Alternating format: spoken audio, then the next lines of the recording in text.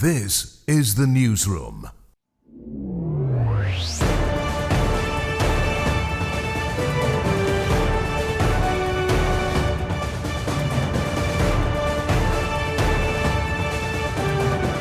This is the newsroom for Tuesday, August 5, 2025.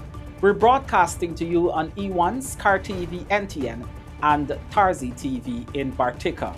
In the headlines, the Central Housing and Planning Authority dismantles an illegal structure encroaching on the Mandela to Eccles Highway Reserve.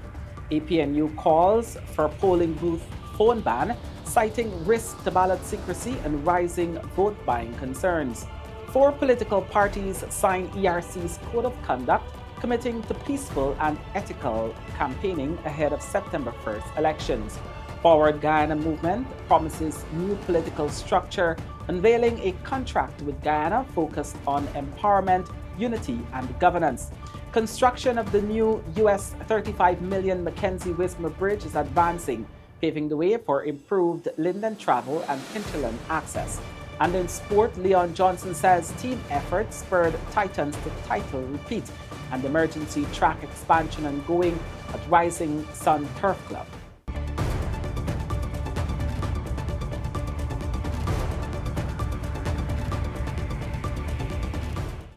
With the news, I'm Kurt Campbell.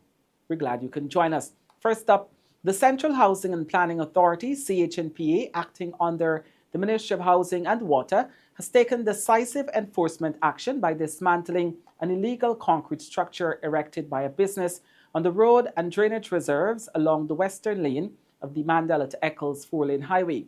This move comes after the CH&PA issued a formal notice of contravention citing violations of the Town and Country Planning Act, Chapter 2001, which prohibits unauthorized occupation of public infrastructure and reserves. According to the CH&PA, the business in question had received planning approval in December 2023, which clearly outlined that access to the site was to be from an internal access road located west of the property, not from the Mandela-Eccles Highway. However, in clear defiance of these stipulations, the business proceeded to concrete sections of the public road reserve and expand its operations onto areas designated for public use and critical drainage. The agency has since initiated the removal of all unauthorized works, including concrete surfaces, construction materials, machinery, and other equipment obstructing the reserves. The dismantling began following the notice's instruction for the owners to immediately remove all encumbrances and to cease any construction or operational activities outside their legal boundaries. The CH&PA also reminded that such encroachments pose serious risk to traffic safety, public accessibility, and flood prevention efforts, especially on a major thoroughfare like the Mandela-Eccles Highway, which is critical to the movement of people and goods on the east bank of Demerara corridor. The CH&PA has also called on other businesses and individuals to ensure their activities are in full compliance with national planning and development laws, warning that similar action will be taken against any further violations.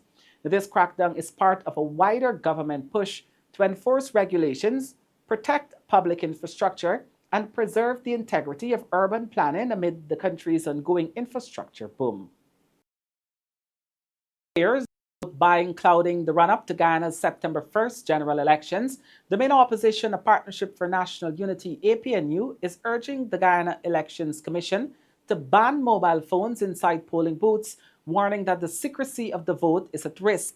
The coalition believes that allowing phones during voting enables bribery tactics, where voters may be asked to photograph their marked ballots as proof in exchange for cash or gifts. The call comes amid a storm of public concern sparked by a viral video showing presidential candidate Azruddin Mohammed distributing cash in an indigenous community. Mohammed, who leads the We Invest in Nationhood party and is under U.S. sanctions, has faced mounting scrutiny for offering money and promises to voters. His actions have drawn sharp criticism from political opponents and civil society alike. In a press release issued Monday, APNU accused GCOM of omitting a critical point in its recent advisory. While GCOM had warned that vote buying is illegal and punishable by law, the opposition says the commission failed to re-emphasize that photographing one's ballot is also illegal, a method often used to verify votes in exchange for inducements. The coalition urged citizens to reject what it described as bribes waved in their faces by those who believe popularity could be bought. It also called on GCOM to move beyond public statements and implement real enforcement mechanisms, including voter education drives, polling day protocols, and anonymous tip lines through the Guyana Police Force. APNU is also rallying other political parties to publicly support these measures in the interest of safeguarding democracy. While GCOM has not confirmed whether it will reintroduce the mobile phone ban it implemented during the 2023 local government elections, it has reiterated that photographing ballots could result in prosecution. However, no investigation into recent vote buying claims has yet been announced. The election body continues to remind all voters and the parties that any form of inducement is illegal and will attract penalties under the law. 4 of 6 political parties contesting the general and regional elections on September 1, 2025 have signed the Ethnic Relations Commission Code of Conduct, pledging to uphold ethical campaigning and a peaceful engagement throughout the electoral period. At a signing ceremony held Tuesday at the Arthur Chung Conference Center in Lilienthal, representatives from the People's Progressive Party Civic, Alliance for Change (AFC), Assembly for Liberty and Prosperity (ALP), and the We Invest in the Nation (WIN) party formally endorsed the Code of Conduct ahead of the 2025 elections. The agreement commits signatories to refrain from threats, harassment, or intimidation, and to promote mutual respect and responsible behavior on the campaign trail.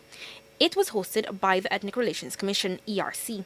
However, a Partnership for National Unity, APNU, and the Forward Guyana Movement, led by former PNCR member Amanza Walton Desir, were notably absent from the signing. Still, ERC Chairman Sheikh Haq assured that these parties would be allowed to sign at a later date as the Commission plans to set a deadline for final submissions. Haq underscored the vital role of political leaders in fostering peace and maturity during the elections. Leaders must understand and communicate to their followers that no electoral system is perfect. We are all human. And imperfections exist even in the most developed democracies. That reality must not be exploited to sow discord. While the Guyana Elections Commission (GCOM) is responsible for monitoring activity on polling day, Haq said the ERC's code will serve as a moral and behavioral guide in the lead-up to elections, particularly in countering divisive rhetoric. Failure to comply with the Code of Conduct could result in legal consequences, the Commission warned. The document was signed by Kemraj Ramjatan and Nicola Trotman, AFC, Ian Thomas, ALP, Zulfikar Mustafa, PPC, and Leslyn Lowe and Kerwin Austin, WIN. After the signing, party representatives expressed support for the code and reiterated their commitment to peaceful, inclusive, and principled campaigning. Representatives were also able to provide comments following the signing. We hope that all political parties are going to be engaging with each other to the extent of trying to make sure that these principles that are in the code are adhered to. This is something that is good for Guyana, especially the young people that are looking on and those young people that want to be a part of the politics. It starts with the ERC. We are pleased to endorse and sign this Code of Conduct, which reflects principles that have long been part of the People's Progressive Party civic core values: respect for democratic processes, commitment to peaceful political engagement, and rejection of divisiveness in all forms. The WIN party signs this Code of Conduct with full support for the work of the Ethnic Relations Commission and the principles of peace, tolerance, and political decency it represents. We reaffirm our commitment to reject all forms of violence, hate speech, and racial or political intimidation. The ERC's initiative comes at a crucial time as concerns about voter inducement and politically charged rhetoric continue to escalate ahead of the polls. The Code of Conduct aims to establish a foundation for respectful dialogue and democratic integrity as Guyana prepares for a pivotal election. For the newsroom, Lizina Yearwood. The newly formed Forward Guyana Movement on Tuesday unveiled what it called a contract with Guyana, a commitment its leaders described as a moral obligation and not a political manifesto. Speaking at the launch held at Bransville Hotel, party leader Amanzo Walton Desir said the document is not about seeking power, but returning power to the people. The contract outlines key commitments and pressing national concerns, including tackling the rising cost of living, empowering communities, building national unity, and strengthening governance, transparency, and accountability. Walton Desir, a former parliamentarian under APNU, made it clear that the initiative goes beyond slogans and campaigns. Today, we have effectively signed a contract with the people to address issues such as the cost of living and to address the empowerment of our people, to build unity through enhancing our democracy, and to improve the quality of governance by waging war on corruption and promoting transparency and accountability. This, my brothers and sisters, has to be a defining moment in the history of Guyana. The Forward Guyana leader confirmed that the development of the contract was done in consultation with a panel of experts, economists, and civil society representatives. Doreen Bess, principal of the party and a speaker at the launch, focused on economic fairness and housing. He promised a revised housing policy, more equitable land distribution, along with a commitment from Walton Desir to renegotiate the oil contracts to benefit citizens directly. Create the infrastructure, and like every other country in the world, even Guyana, and give them a minimum deposit, which works everywhere, 3%, which they can afford. In this case, a $10 million home, $300,000, not for the land and come back and pay, $300,000 for the house and land, because we'll subsidize the infrastructure. Nicholas Chesney, serving as the party's election agent, echoed calls for a new political model, one that ends the use of race and fear as political tools. He described the contract as a promise to deliver a government that listens, responds, and invites citizens into the policy process. And that's why we're here today, not to campaign or not to clap back, but to sign a contract.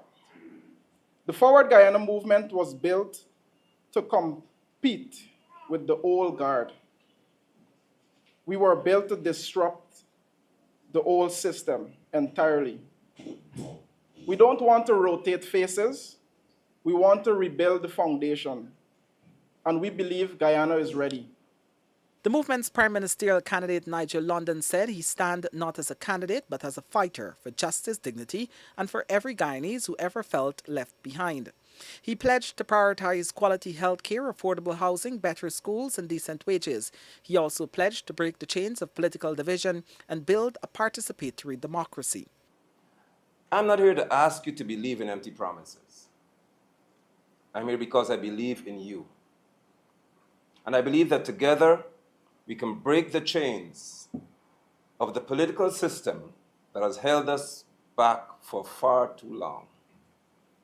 For decades, Guyana has been caught in a cycle of political control, where the elite thrive while people survive. That era must end.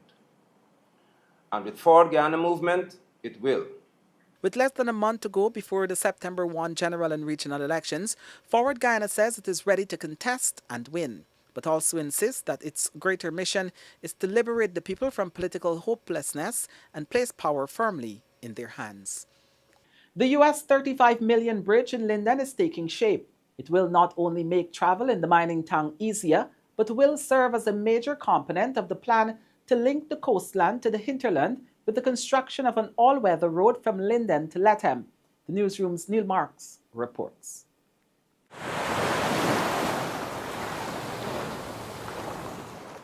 This is what the new Mackenzie-Wismar Bridge will look like when completed.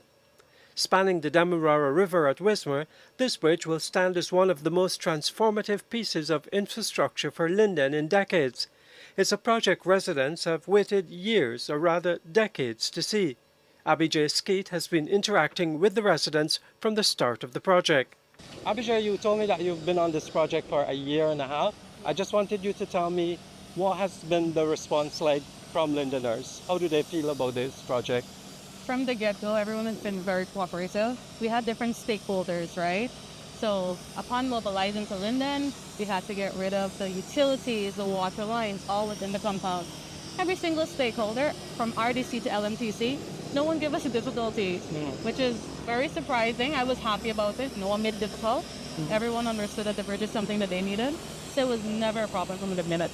And has there been any sort of disruption to traffic or in any other way to Lindeners? Yes, we did have to relocate on the Washing Pond Road, so we did create a diversion before we did that. In the beginning, of course, there's changes, so people weren't very accepting of it. But once we got around, we did a lot of publicity, give them the layout. Now it works very fine that you didn't even notice that there was a diversion, right? Correct. When going over the bridge. So they can no longer use the road at GRA. We've cut out that completely, only for emergency vehicles heading to the hospital. But they can go around Mackenzie to connect. Okay, perfect. What's the timeline on this project? 2 years. So we started April 2024. That was date of commencement, so we're expected to finish in April 2026. The new bridge is designed to be a permanent modern structure. It will replace the aging single-lane bridge currently linking the Wismar and Mackenzie communities. The structure, which connects Mackenzie and Wismar, was constructed to facilitate the transportation of bauxite ore from mines located at Wismar and Christiansburg to a processing plant in Mackenzie. It has been in use since 1967.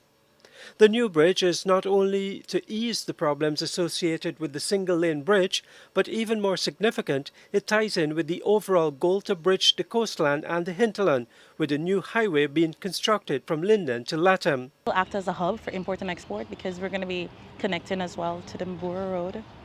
So we also have this bridge project as well as the approach roads. So it's all going to connect. So that kind of helps with import, export, job creations, faster transportation. The new bridge has been built slightly upstream from the existing one and will be higher and wider, accommodating 4 lanes of traffic and modern safety features. It has been designed to last 100 years. Construction is being done by China Railway Construction Corporation Limited. For the newsroom, I'm Neil Marks. When the newsroom returns, we hear about the police search for 2 Soustdike secondary school girls ages 13 and 15 who vanished after leaving home in a black Toyota 192 on Sunday.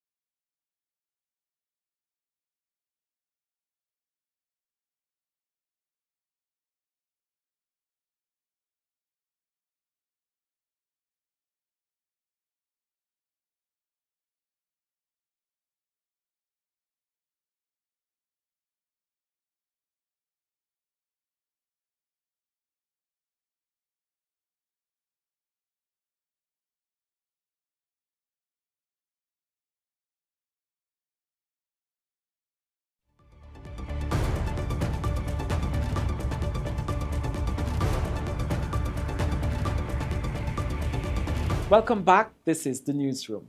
Police are investigating the disappearance of two schoolgirls, 13-year-old Aniza Bagat and 15-year-old Shavani Russell, who were last seen on Sunday, August 4, leaving their East Bank Demerara homes and entering a black Toyota 192 vehicle bearing registration number PJJ1933. The girls, both students of Susdike Secondary School and residents of Supply East Bank Demerara, have not returned home since. A missing persons report was filed with the police later that evening at 7:36 p.m. According to information provided to the police, Aniza and Shavani left home around 10:30 a.m. for an undisclosed location. Their families say they do not know where the girls were headed or who arranged transportation. Both girls are described as slim-built, standing at approximately 4 feet 7 inches tall, with shoulder-length hair and a brown complexion. They are known to be close friends, having attended the same school. Images of the two teens and a male individual who was reportedly last seen in their company have been circulated by law enforcement as part of the investigation. The Guyana Police Force is appealing to the public for any information that could help locate the missing girls. Anyone who has seen them or the individual in the photos is urged to contact the nearest police station or reach out directly to Regional Police Division 4B Commander, Superintendent Wayne D. Hart, on telephone number 661-4716. The families of the missing girls are pleading for their safe return. Investigations are ongoing. Some 128 persons from Regions 3 and 4 successfully completed the Ministry of Health's Patient Care Assistant Training Program in 2025. These persons graduated on Tuesday at a ceremony held at the Pegasus Atlantic Suites, Georgetown. 34 of the 128 persons who graduated from the Ministry of Health's Patient Care Assistant Training Program on Tuesday were the first batch to be trained in Region 3, Essequibo Islands, West Demerara. The program's lecturers also hailed from the region. Another 94 persons who graduated were from Region 4, Demerara Mahaica. These persons underwent rigorous theoretical and practical clinical training, gaining the necessary skills to support nurses and other healthcare professionals in delivering patient care. Graduates told the newsroom that the knowledge earned will greatly impact their lives and their careers. The experience in the classroom was very good, but when I was in the clinical area, it was like a bit challenging because we were introduced to a different setting, that's the hospital setting, and there was different steps that we had, like with the patients, and so I want to further go up into the medical field, which a different profession. I want to be a RN or a NA. For the classroom process, it was smooth. It was a bit challenging, but it was exciting as well. The the lectures were really nice, really straightforward. You just had to put your best foot forward to study. And the clinical, whereby everyone else had to go out to different hospitals, you had to separate from your friends and, getting to give that hands-on experience to patients. For the teachers, they were very supportive. For each one of my classes, I understood everything. It was quite easy for me, and I think that's the main thing that made me get through this really fast. And I did pretty good, and I'm proud of myself. They were exposed to training in the surgical guilds, the male and female wards, and pediatrics at the hospitals where the practical work was conducted. Health Minister Dr. Frank Anthony told them that new hospitals were constructed to provide them with the necessary resources to conduct their work. He said the ministry has also partnered with several international bodies to provide training opportunities in and out of Guyana. Most of you who are here, you are now starting up in a career in healthcare, right? So you had some basic training and now you're graduating. We're very proud of you. But we don't want you to stay at this level, right? We agree? Because there are many, many other levels in healthcare. So from where you are now, once you work and you get some experience, we expect that all of you will then move on to join the nursing assistance program. Dr. Anthony also encouraged the patient care assistants to further their studies in efforts of improving the country's healthcare system. Through programs by the Health Ministry, trained persons are employed with the ministry, a move that ensures job security for the constant evolutions in science and healthcare. For the newsroom, Lazina Yearwood. Strong call for enhanced police accountability as Guyana continues to confront disturbing levels of violence against women and children. Speaking on the afternoon lockdown radio show, Jack Dio said many survivors of domestic violence are still being failed by the very institutions meant to protect them. His comments come after a recent tragedy in Linden where 26-year-old Janelle Polidor was shot and killed at a wedding by her abusive ex-partner despite having secured a restraining order. Her family said she repeatedly sought police help, which was not forthcoming. I've seen many cases where the police don't pay enough attention Absolutely. to the matter. They don't take it seriously. Absolutely. And we need to have greater police accountability too. We need to ensure, look at that Adriana Young matter, when they lied and created a whole ton of problems for people because of their lies. Agreed. We need to make sure that on the roads they don't harass people. We were talking about that internally. So greater police accountability, that's one. Two, we need to get people not to withdraw cases too. Sometimes we spend a lot of time preparing a case, it goes to the DPP, and then the person is charged, and then the woman who is abused comes to the police station and they say, we don't want to pursue it. Please withdraw it. You wouldn't believe how many of those cases we have. After you take all the time to prepare the case, then they want it withdrawn. But wouldn't that be a cultural thing too? That it's yes, somewhat that's why cultural? I'm saying. Right. So that's why I'm saying it is. You need to work on the culture. And then many times it goes to the judiciary, over which we don't have any control. And then you have some weird decisions made in the judiciary itself. So that we don't agree to with, but we can't do anything because that's an independent branch of the government. So that is why I'm saying this culture, we need to work more on a culture of intolerance. At a public meeting in Enterprise East Coast Demerara, President Dr. Irfan Ali reinforced his administration's commitment to easing the costs of living through further tax reductions if the PPPC is given a second term in office. Citing past successes, including the removal of taxes on water, electricity, and key productive sectors, Ali said the PPPC remains focused on putting more money back in the hands of Guyanese. Specific pledges include eliminating taxes on additional categories of ATVs and boat engines, particularly for hinterland and riverine communities.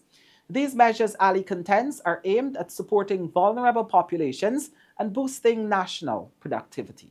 And we have a poverty reduction strategy that seeks to build an ecosystem in our country that will safeguard us from international pressure, the international pressure of rising food prices, the international pressure of rising energy costs, the international pressure of rising transportation costs, the international pressure of the consequences of wars and conflict, the international pressure on the healthcare system, the international pressure on the education system.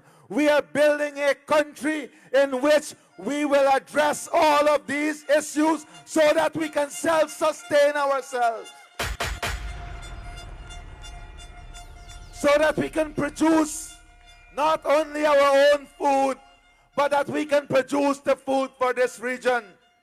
So that we can invest in infrastructure and transportation to reduce the cost of movement of goods and services. Those are the things that are critically integrated in the economy that we are building. When the newsroom returns, the financial weather and bridge reports along with sport news. Stay with us.